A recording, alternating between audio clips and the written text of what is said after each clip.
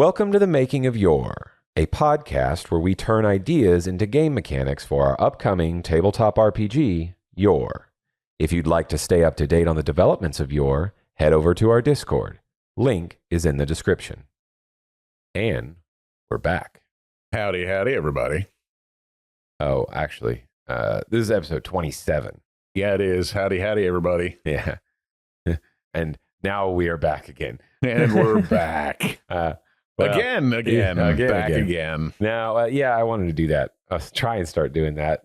Just sort out some episode issues. Yeah, it's, we don't know if we lost one. Yeah. We'll never know. It's too many. And now we'll always know. Yeah, now I'll do this. I'll cut it out in probably future episodes, but this time you get to hear a little bit behind the scenes.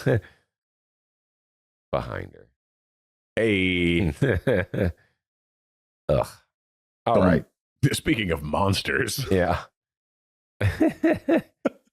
Yep. That is what we're working on today. Monsters, because even though we need to probably do a reanalysis of all the classes we built in the last like 4 or 5 episodes. Yeah.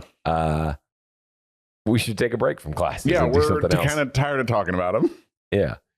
So, I'm sure you're tired of hearing about them. If you're not, you can wait for the next couple episodes and just listen to that one after the other class ones. Yeah, we'll get back to it. You don't have to listen to these in order? Yeah. All right, so we need to start making tier 2 monsters. Mm-hmm. We have one, sort of. Yeah, we came up with one on the fly. That was like a robot that makes other robots. And apparently breathes breathes fire, and has a death laser disco ball inside it. Yeah, that I just called a Deathsco ball, which we're keeping, which was pretty entertaining. Yep, it worked great. And I think we'll have quite a few tier 2 creatures that are just multiple tier 1s. Mm-hmm. So there's a lot of like kobolds and goblins and probably even wolves. Yeah, we made up some mob rules that we were playing last time that we think we like. Mm-hmm. Yeah, the mob rules, at least in its first iteration, was going to start with probably like 5 of the given tier 1s. And then we'll have they'll have a quantity of HP. Don't know exactly what that'll be. If it probably won't be HP times 5. Yeah, but it will probably be a little variation on that. And then they'll have the engulf ability, which is what we're calling where surrounding somebody. Yeah, they enter the same square as a target, and then they just automatically deal max damage. Yep. And then if you try to leave the square, if the engulfed creature tries to leave, then they take another hit of max damage as they leave. Yeah. So mobs are good at dealing damage and good at locking down a particular unit. Person. Yeah. Yeah. Particular person. And then and then when they reach 0 HP, you just poop out one of that particular tier unit. 1 version of it. Yeah, is left behind. Yeah. 5 robots in a mob. Mob gets killed. 1 robot left. Yep. So that I think will be easily applied to a lot of tier 1s to make mobs. Yeah, man, it made that 30-person combat feel really easy running 6 things instead of 30. Mm-hmm.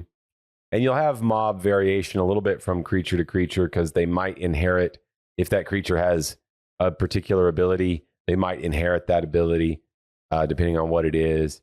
And their damage and HP will vary based on the composition. Yeah. But largely, that's probably, some little extra stuff. Some equipment. Those are minor swaps. Variations. Yeah, equipment swaps, I think, are a great way to change tier 1 creatures. They may just be like a really low-cost template that we can apply to monsters, just like we have the mob. Yeah, if you want to upgrade. Yeah, it's better equipped. It's like everybody does 1 more damage. And yeah, the better equipped can either be they do 1 more damage. They ignore heavy armor. They ignore heavy armor, which is pretty much going to be, they'll go from like they're carrying a one-handed sharp weapon to they're carrying a two-handed weapon. Heavy weapon, yeah. Or they're carrying a heavy weapon. or they're carrying. Most things carry a simple sharp weapon. Yes, a simple sharp. D6 plus 1. Yep. But they also might be carrying a shield. Yeah. They could add some DR to them. So there's a great way to use our like weapon and armament system. They could even be in like simple armor. Yeah. That will grant them 1 DR. And then a shield. So you could take a goblin who normally is like 7 HP with a 1d6 plus 1.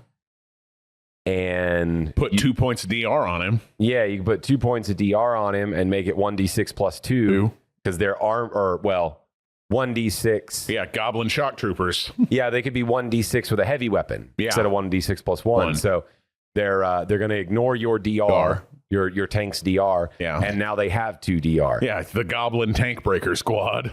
Yeah, and that while just having made a gear change, you take a tier 1 creature and make it a lot more threatening. Yeah, it's when the fighter can't get up there and use his big, heavy armor DR bonus to tank shitloads of hits. Yeah.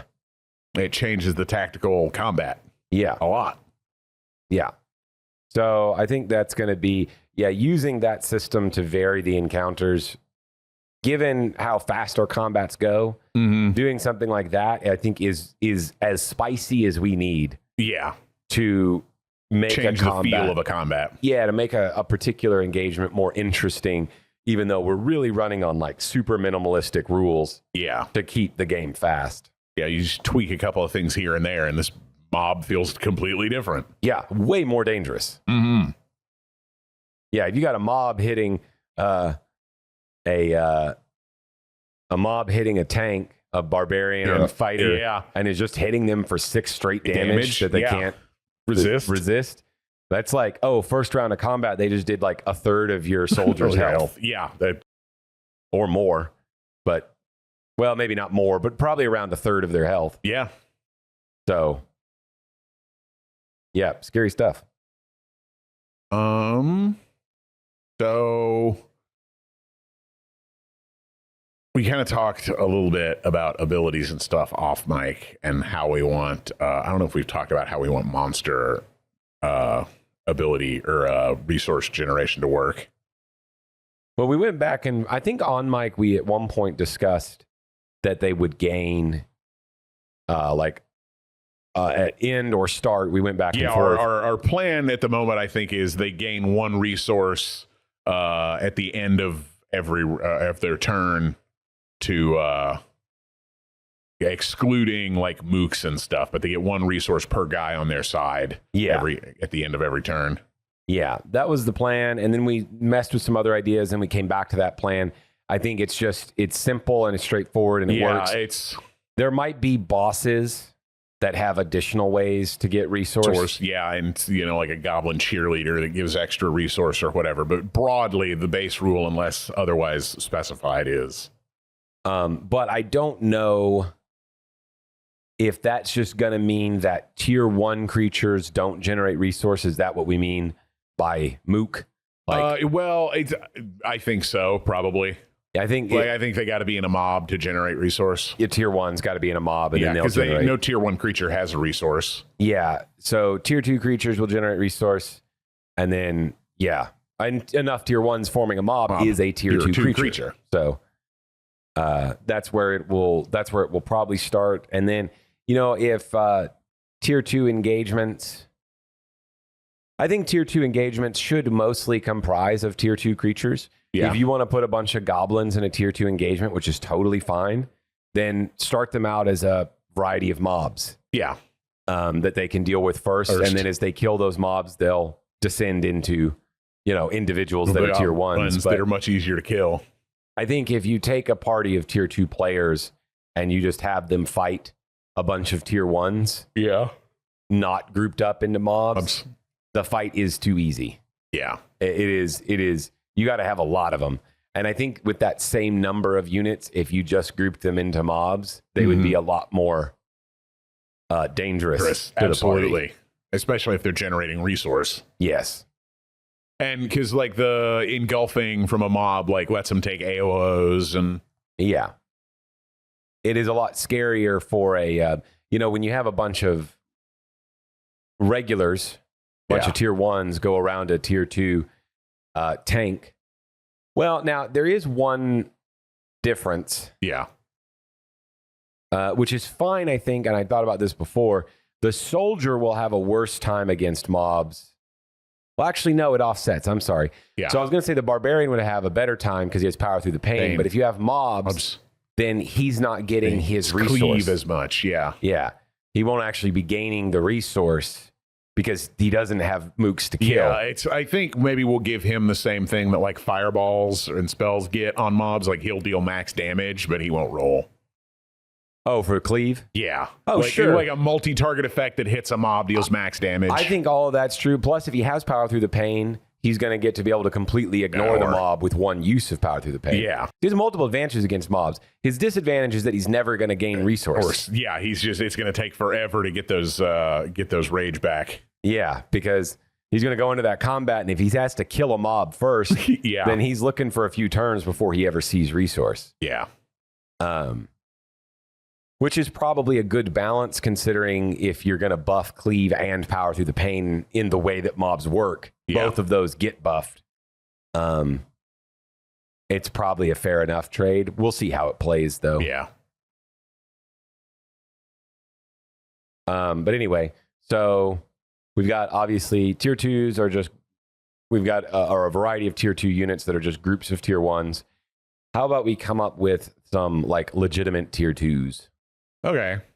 So what's a good tier 2 monster? A troll? Yeah, tier 2s, a troll's pretty good because that'll have logically more HP, a good amount more HP than the tier 1s, and probably some form of health regeneration. Yeah. And a fire vulnerability. Yeah. So we'll start there. Troll. How much HP you think? Go. I think 20, 25, somewhere in there. Yeah, probably. Let me go look and see what our highest HP tier 1 is. 12, 13, probably. Probably the giant. Or what? We have an ogre, 16. 16. On an ogre. Yeah, I think that's so our like highest. 30. Well, no, we'll probably not quite that high. I think like a small giant will probably be 30. Yeah, 30 is probably going to be the upper bound of a tier 2 monster. Yeah. There may be one that's just like sack of hit points. That's maybe 32 or something. But yeah, that I think 30 is probably the upper bound for tier 2 monsters. Yeah, because I'm imagining. Yeah, tier 4's upper bound will probably be in the like 50-ish range. At least that's my guess right now. Yeah, it's the thing that has 60 will probably be the highest. Yeah. But yeah, so trolls need a decent amount. Let's just say what, like 20, 23? Yeah, 23 sounds good. Because they're also going to have regeneration. Yeah, let's see. It's average 3.5. For, say, average 5 damage a hit. That's... Yeah, it's 4 hits and then enough HP left over for one of the, like the cleric or somebody to add that extra D4 in there somewhere to make him go down a turn earlier. Well, yeah, and let's remember, too, I don't think that we're not designing tier 2 creatures in the concept of like a CR related to the tier. Yeah. So like a tier 2 creature should be roughly the strength of one tier 2 character to maybe a little bit stronger, which is what we've designed so far. Yeah. Or, we have tier 1s that most of our tier 1s are equal or lesser than a tier 1. Yeah. So like a single troll, at least in our current design, is not like a threat to a party of 4. Yeah. Now, we could change that design theme. Well, I mean, if we give him like, regenerate, we talk about regeneration being resource cost with whenever you spend that much resource, you get max HP. Oh, yeah. Yeah, and then it's interfered with by a certain damage type or something. Yeah. But I think if you gave him 23 hit points and then a pretty solid attack and then regeneration, he'd be really mean.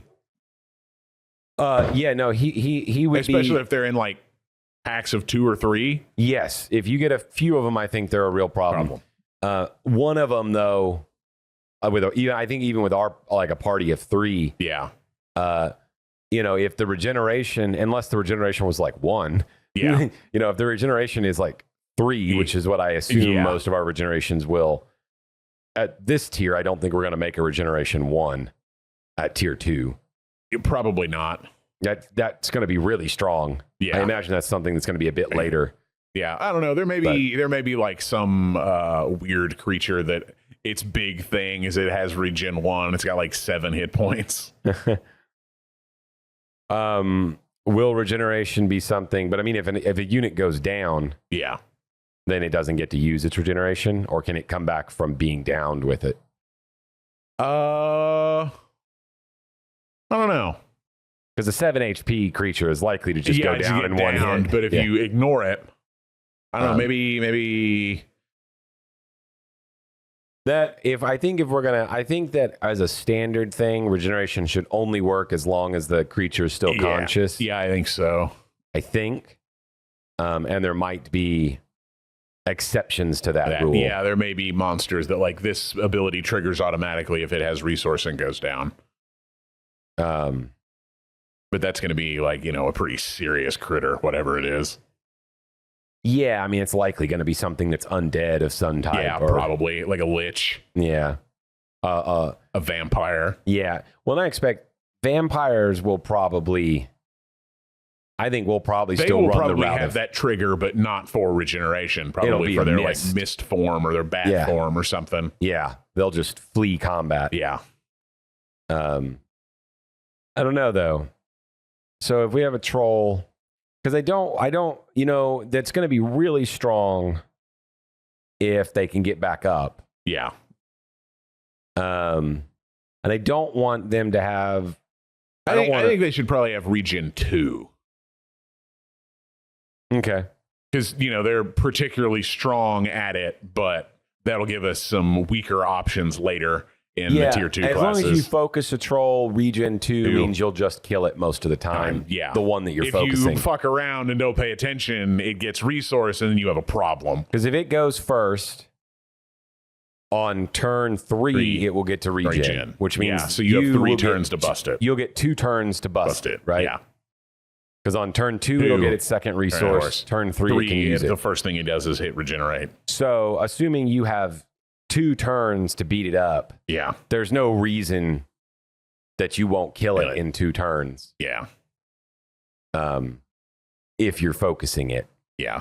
But if you provide enough distractions and maybe only one guy is attacking it instead of the party, then it'll be a problem. Okay. All right, so 23 HP, regeneration 2. Yeah. Body and mind? Like mind 5 or 6. Okay. They ought to be pretty stupid. And then body, like, you think 14? I was thinking 13, so let's do 14. That's fine. We're in the same range there. Yep, I feel like they're pretty tough. Large? Yeah. Now that we actually kind of know what large that means, might mean. Yeah. I need to remember to go back and make ogre large. Yeah. What do you think its attack does?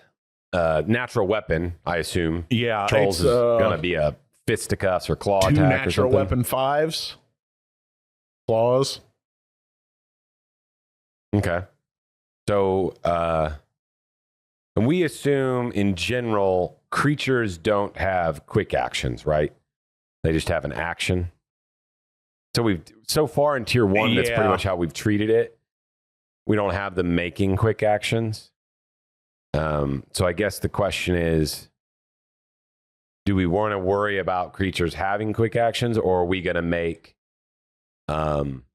like specific creatures, maybe like elites or bosses get quick actions? Yeah, or I something? think they probably all have quick actions theoretically, but they just don't have anything they can do with them. I guess they could always like take cover or whatever. They have generic quick actions. Yeah, they have the generic ones, but they don't have anything specific. Yeah. We'll need to make, I think, some notes of that. Because, I mean, that's sort of like the big thing when you get your class is you get something to do with your quick action all the time. Yeah. And that's like a big part of where their power comes from. Yes. So creatures only have, they don't have any special quick actions unless bosses or... Yeah, I mean, you know, some might. Yeah, but like a quickling or whatever might be, since they're particularly fast. Mm-hmm. But we'll note that in the description. What the base quick actions that are available to creatures, if they're all, we'll share that, or if we're just going to say like these particular creatures or whatever can do this or this with their quick action. Like maybe not all of them have disengage or dash or whatever. Anyway, so attack is natural weapon 5, and he gets to do it twice. Yep. Maybe claws as a concept always provide a double attack. I don't know. Yeah, probably. They're always paired. Yeah. We don't, like, unarmed is always just 1 damage. It's a base. Yeah. It's just an attack that does 1 damage. And then I think we're saying currently martial artist gives you natural weapon 3.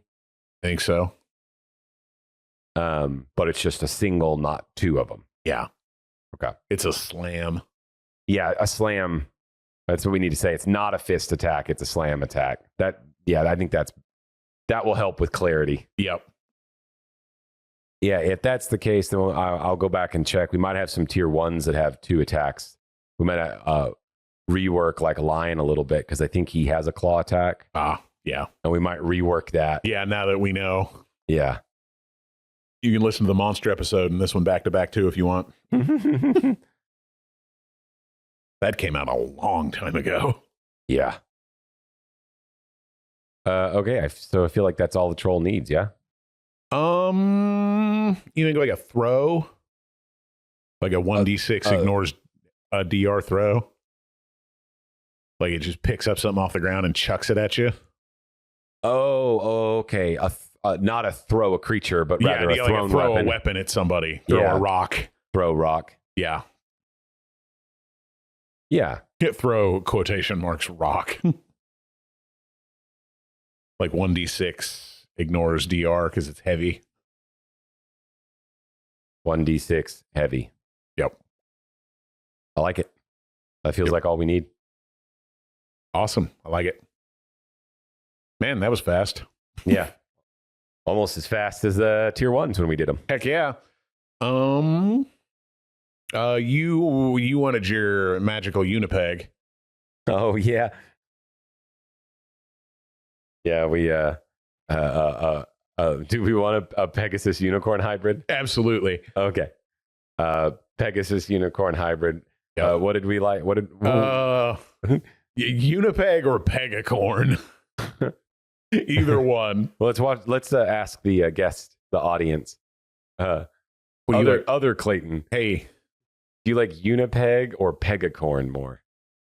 Unipeg. All right. Unipeg is straight to the point. I guess more descriptive. So we're gonna go with Unipeg.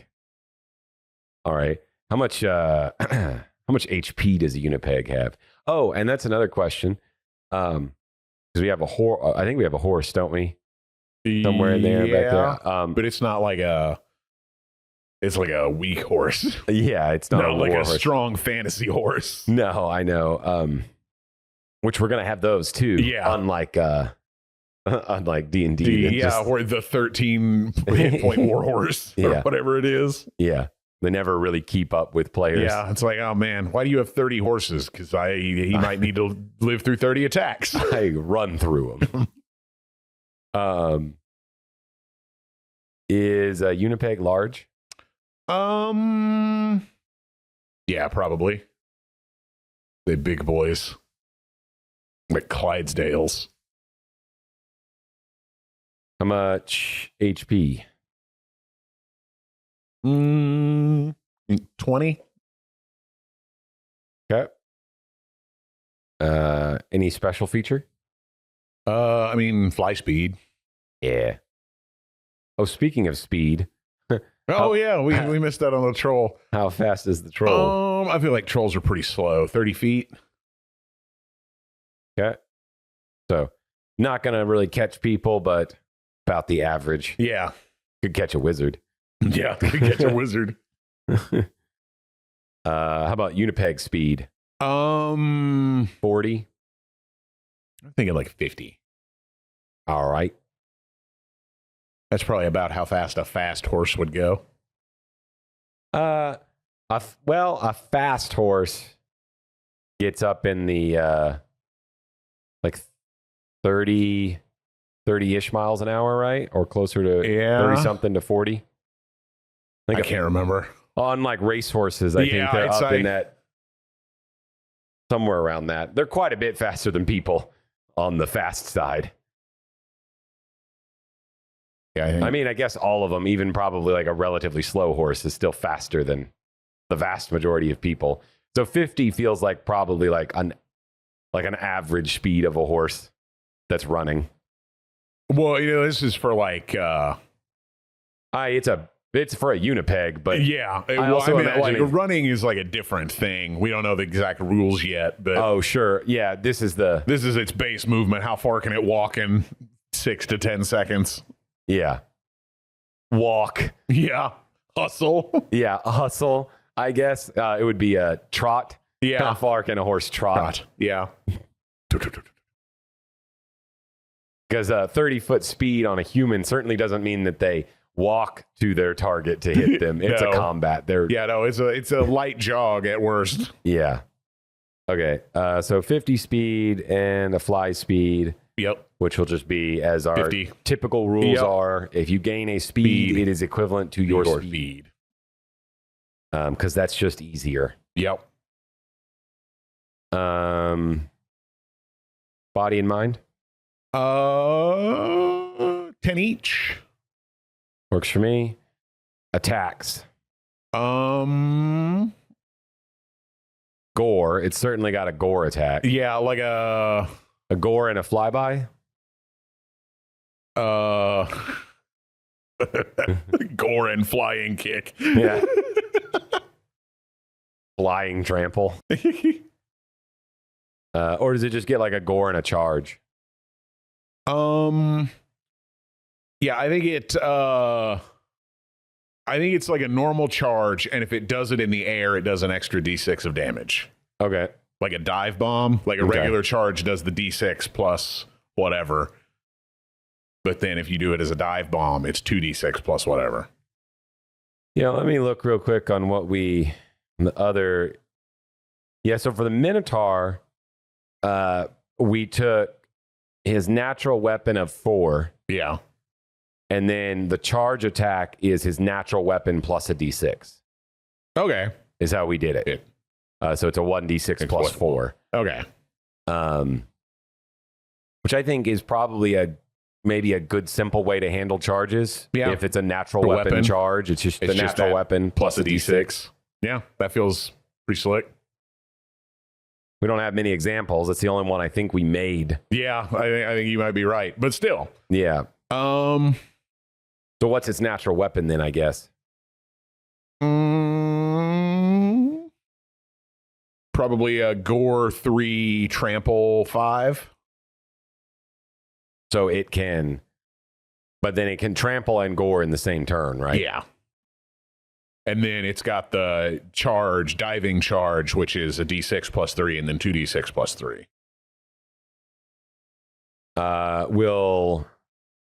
And trample, so we call it trample. I only say that is because charge is going to have a prerequisite of movement before the attack. Have you ever seen a horse stomp something You to can death? stomp it, yeah, and I guess that would be trampling too, I guess. Yeah. I mean, we could call it stomp. Yeah.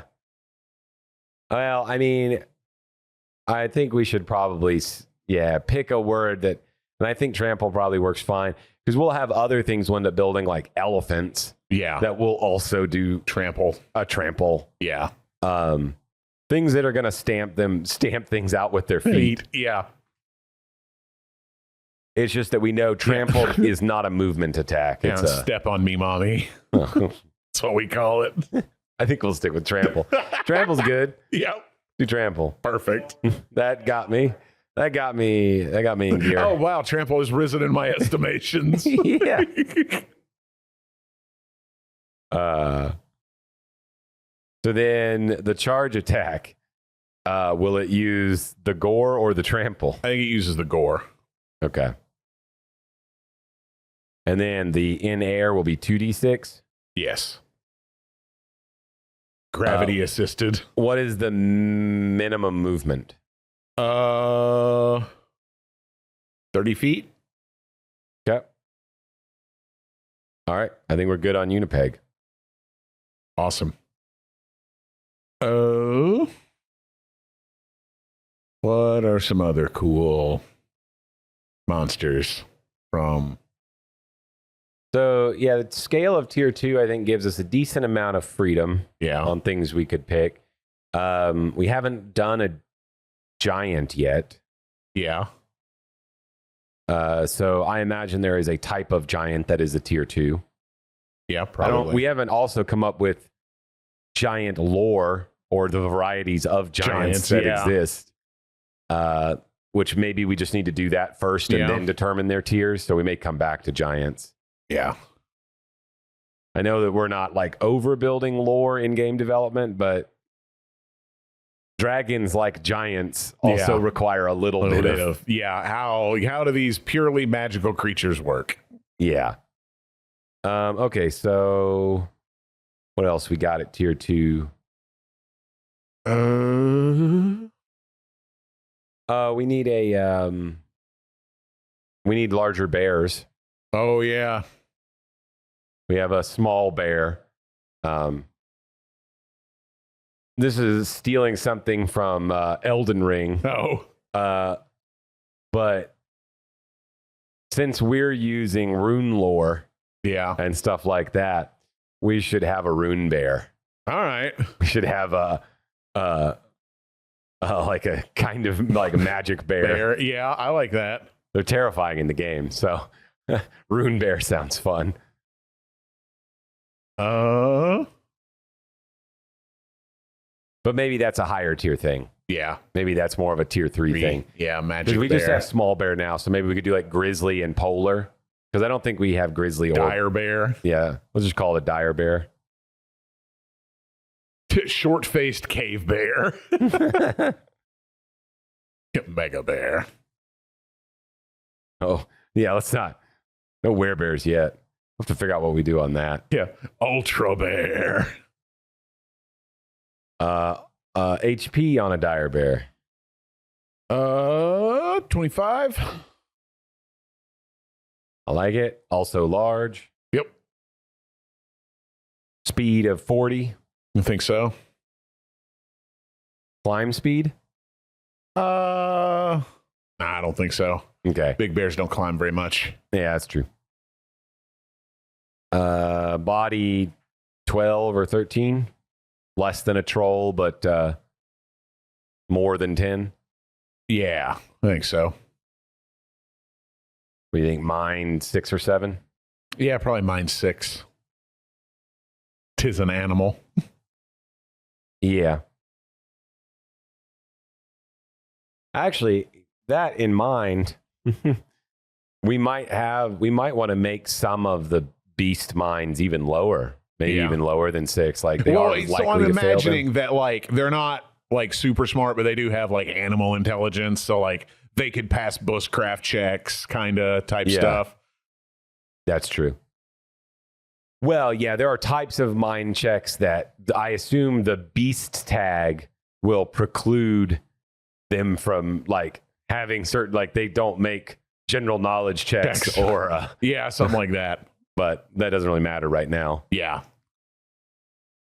Then again, if I have the capacity to talk to an animal, yeah, you probably want them to be able to give general knowledge for a bear is probably a little not different, particularly helpful. But yeah, I shit over there. Yeah, it's like it's shit over there in the woods, and I eat That's over there. That's my advice. Yeah. There's fish in that river. That's what I, as a bear, do. Shit in the woods. Yeah.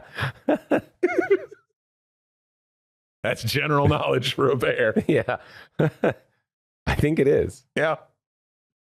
I don't know. It's all I can tell you is every year it starts to get cold and I eat a bunch of weird stuff and then get a dirt cork in my butt for 3 to 6 months and then I wake up. Those dirt corks. Yep. All right. Real bear facts, people. What's its natural weapon? Attack? Let's go claws and a bite. So will it make 3 then attacks when it goes? No, I think I think the bite does more damage, but if it hits with the claw attacks, it can grapple them.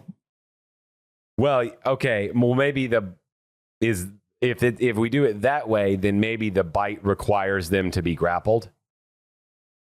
I'll only say this because natural weapon rules. If we give him 2 natural weapons, he can use all of them. If they get a grapple on the. Oh man, if they get a grapple, we could make it like something really bad because that's how bears kill stuff a lot. Is they wrap it up, then bite the top of their skull in. Maybe it doesn't get a grapple. Okay, let's assume that its bite attack requires a pin, not a grapple. Yeah. Should the claw attacks move it directly into a grapple, or should it move it directly into a pin? Oh, grapple, definitely. Okay, so it'll do an attack, and then is there a save against the grapple or a check? Is it a contested what check? Do we have it opposed athletics or finesse? Yeah, I think it's just opposed athletics because athletics covers acrobatics and athletics part. And just opposed athletics. Yeah. It's an opposed athletics, and then it would be another opposed athletics to pin them. Yeah, I think so. I think that's how it works. It's how it works for players. Yeah. And creatures that have such action economy. Okay. So again, that will, I think, come down to how we determine what creatures can do with their actions. Yeah. And whether or not, like, would that mean that they make a claw attack, then you have a check to be grappled? I think it is if you choose to attack the same target twice with a claw attack, you can initiate a grapple, or you can start a grapple. So if I choose to hit 2 people with the same claw, or 1 person with the same claw attack, that's when I can roll for grapple. If I hit 2 different people, I don't grapple. Okay, fine with that. Now you have a target grappled with a bear, and it comes back around to their turn again. Mm-hmm. Do they now use their turn to try and pin the target, and that's their whole turn? I think it is if you succeed on a pin, then this happens. So it is roll to grapple, succeed, roll to pin, and then immediately almost kill. Okay. All right. Yeah, I'm fine with that. And I think we had even initially wrote it that way for the vampires too. Yeah. Because they have a similar thing that if they get someone pinned, they can make a bite attack. Yeah. I think that's how this will work as well. And so it'll all be like automatic in automatic the as a part of their special attack. Yeah, they don't have great action economy with like quick action and stuff. They're just real smooth at a couple of things. Yeah. Okay. How much damage are the claws? 5s. The same as troll. I think so. I think a dire bear and a troll have approximately similar fingernail routines. How much damage should the bite do? Oh man, it should be bad. It should be bad, right? Yeah. Like Maybe it's not incredibly high number. Yeah. Maybe it's a fairly high number and it's heavy or something. It ignores resistance. okay. So like 10 and heavy. Yeah. 10 and ignores resistance. Yeah. Okay, so I think for all of the attacks that are like this bite attack or like the vampire's bite attack, Yeah. how it will be phrased is that the target must be restrained Yeah. to use. So the bite attack wouldn't require them to pin someone. Yeah. But if a bear walks up and you are and you're restrained and tied up, they can just walk Bite up you. and bite you. Yeah. Right? Like, yeah. So target must be restrained. And then when a dire bear succeeds on a pin or achieves a pin, that's what it'll be. Yeah. When it achieves a pin, they perform a bite attack. But then, so that's achieving a pin, they perform a bite attack. And then as long as the target is restrained, they can perform a bite attack. Bite, claws. Anything else we need? I don't think so. Hold on. No, I think that's fine. I think that's good on the dire bear. That does bring up a thing that I think we'll need to remember to go back and look at, which is how some of the grapple rules work. Yeah, we'll have to refresh ourselves on those. We'll have to mess with that a little bit. I like that we treat, like if you pin someone, you and the target are both restrained. The issue with that is there are some things we're building like this in the vampire that are intentionally like built upon you being restrained and then using this attack. Well, no, I think we have in there that being a size larger means you aren't restrained. We have it as 2 sizes larger. 2 sizes? Mm-hmm, that's what we wrote down. But even so, it would still, for like a vampire, it would mean their bite attack, if they wouldn't be able to use it if they were restrained in one sense. Or like it's designed to be used while they're restrained. What do you mean? Because vampire's bite attack is to be used when you have a target pinned. Yeah. And you are restrained while you have that target pinned. Yeah. I don't have a problem with that, save the fact that we just have to make sure we word certain things like this as like, if you had restrained a vampire and they were restrained, I would assume that, you know, there might be some limitations on. Yeah, I'll have to look at the grapple rules again because I think there's something in there for this. I mean, not necessarily, but I don't think there's anything that prohibits you from using that while you're restrained. No, I think restrained means that you can't make attacks. But I don't remember where we wrote all that down. Yeah. It's a little bit of clarification. Yeah. We'll just have to make sure that we put somewhere what restrained means and how it functions. Working concepts, fix grappling. Yeah. Do we want to do another one? Got an idea? Yeah. I want to do another one, but I don't know. What's a good tier 2 monster that shows up a lot? A giant eagle? Oh, yeah. Big bird. Are we going to call it a dire eagle as well, or should it be a giant eagle? Yeah, I think giant eagle. Hey, that shows up in fantasy a ton. Yep. Thanks, Tolkien. HP. 18. Yeah, not a ton. Yeah, no, they have fragile hollow bird bones. Fly speed, though, or speed is probably like 100, 80. And this is one of those things. I think we made a clarification on something earlier, like this.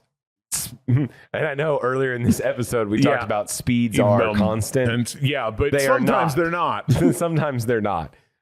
Giant eagles cannot run as fast as they can fly. Yeah.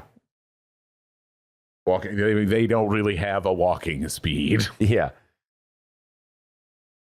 Walking speed is probably like 5. Yeah.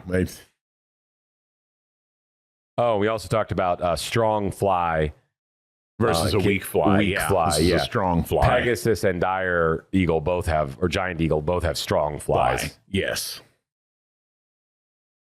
Weak fly means you have to end your turn on the ground. Yeah. Strong fly means you do not have to. Strong fly 100? Yeah, I think so. body and mind? 8 each. I feel like it also has like a decapitating attack of some kind. Yeah. Also talons. It's inclined to probably pick up targets And drop them. Yeah. Or bite their head off or something. Yeah, disembowel. Yeah. So I assume its claw attacks are also pretty bad. Yeah. Although we may not call them claws. We'll think we should call it talons. Yeah, talons. It's a little bit. It should probably function differently than claws yeah. will. Just call it a die. No. I don't know. Well, so the thing is, it's not really the claws that are doing a lot of damage. It's that a big old huge weight hit this thing. Yeah. Like a lot of birds like actually punch things. Yeah. They'll like hit them with a closed fist and the claws are just there to hang on to literally anything.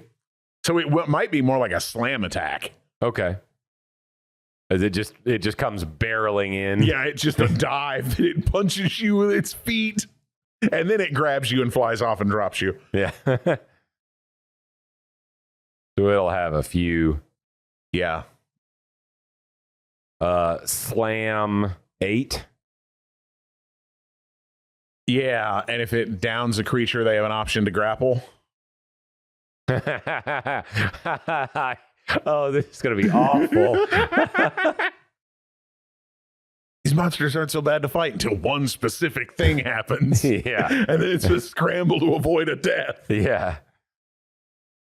So slam 8. If this reduces a creature to 0, it may enter a grapple no check. Yeah. The creature's there's no contending a check when you're unconscious.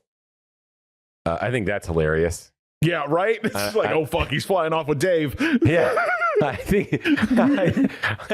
dude, this is probably the weakest one we've made so far. Yeah, but also potentially the scariest. Because, like, if it downs you, that might just be a dead party member. Yeah, they just take you off. That's probably a dead party member immediately. Not great. Better hope they can kill that bird before it gets too far. Yeah. Well, yeah, if it gets very high, you might kill the bird. And then you get that other wound. Yeah, you get a nice old second wound as you fall unconscious. Nice. Enjoy that sucking chest wound and all of your bones being broken. Yeah. Well, I'm pretty happy with that. Yeah, I don't feel like it needs anything else. No. Is the slam attack, it's not heavy, do you think? No, I don't think so. Okay, just slam 8. I think a bird trying to hit a guy in armor is significantly harder than a bird trying to hit a naked guy. Yeah, agreed. Dire Bear, on the other hand, does not care about your armor when he bites you. No, he does not. He can bite through the tin can on his own. Yep. All right. I think that's a good start. As last time, we did the same thing. Before next session, we'll probably think up of a whole bunch of creatures and then run through statting those creatures out. Get us some turkey time where we're staring at the sky. Mm-hmm. We'll catch y'all next time. Catch y'all on the flip side.